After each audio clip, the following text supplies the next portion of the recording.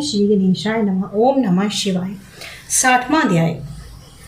मंगल, बुध, बृहस्पति, शनि आदि ग्रहों एवं सूर्य के महात्म का वर्णन। सूर्य जी बोले, सूर्य अग्नि के रूप में पढ़ा जाता है और चंद्रमा को जल कहा गया है। शेष 5 ग्रहों को ईश्वर तथा इच्छा के अनुसार भ्रमण करने वाले जाना चाहिए। हे ऋषियों, मैं शेष ग्रहों की प्राकृति बलि भांति बताता हूँ, आप लोग सुनिए। बोम मंगल ग्रह को देवता को सेनापति स्कंद कहा जाता है।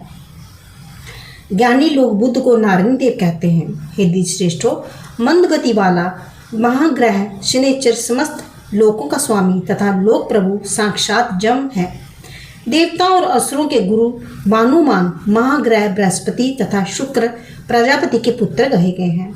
आदित्य ही संपूर्ण त्रिलोक का मूल है, इसमें संदेह नहीं है।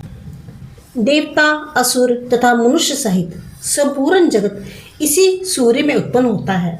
वे सूर्य, रुद्र, इंद्र, उपेंद्र, चंद्रमा, श्रेष्ठ ब्राह्मणों, अग्नि एवं देवताओं, इन सब द्युति संपन्न देवी को द्युति है। इनका जो संपूर्ण तेज है वे सर्वलोक लौकिक है। वे सबकी आत्मा, सभी लोकों के ईश्वर, महादेव और प्रजापति हैं। सूर्य ही तीनों लोकों को ईश, सबके कारण स्वरूप एवं परम देवता है। उन्हीं से सब कुछ उत्पन्न होता है और उन्हीं से विलीन हो जाता है। लोकों के भाव तथा अभाव पूर्व काल में आदित्य से ही निकले थे। हे विप्रो, उत्तम प्रभाव वाला दीप्तिमान सूर्य नामक ग्रह अवज्ञ है।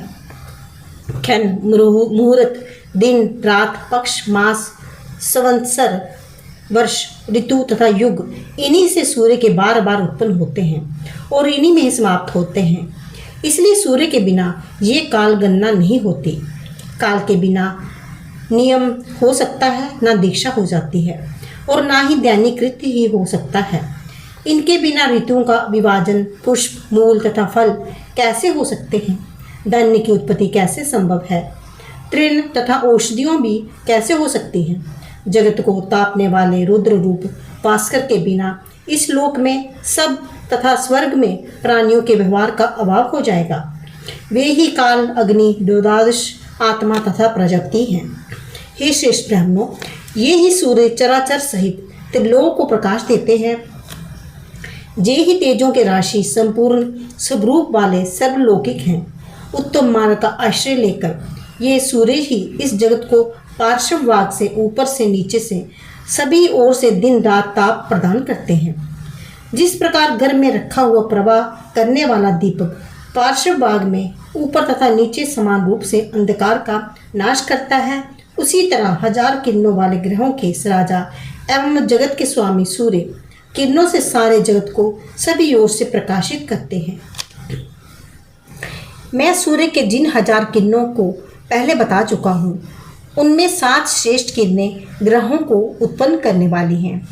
वे सुषुम्ना, हरिकेश, विश्वकर्मा, विश्ववचा, सरंद, सर्वाभुसु और सम्राट नाम वाली कही गई हैं। सूर्य की नामक रश्मि दक्षिण राशि की वृद्धि करती है। इस सुषुम्ना को गमन, पार्श्व, ऊपर तथा नीचे सभी ओर कहा गया है। सामने की ओर से हरिकेश है, उसे नक्षत्रों की जोनी कहा जाता है। विश्वकर्मा नामक रश्मि दक्षिण में बुध को विकसित करती है। पीछे की ओर से विश्ववचा नामक रश्मि, इसे विधानों में शुक्र की जोनी कहा जाता है। जो सनंद रश्मि है वे मंगल की जोनी है। छठी जो सर्वावसु रश्मि है वे बृहस्पति की जोनी है। इसके बाद सम्राट रश्मि शनिचर की पोषित करती है। इस प्रकार सूर्य के ही प्रभाव से सभी नक्षत्र, ग्रह और तारे अंतरिक्ष में दिखाई देते हैं। ये संपूर्ण जगत दिखाई देता है। चूँकि वे नष्ट नहीं होते, इसलिए उन्हें नक्षत्र कहा गया है। इस प्रकार श्रीलिंग महापुराण के अंतर्गत पूर्व भाग में सूर्य प्रभाव वर्णन नामक 60वां अध्याय पूर्ण हुआ।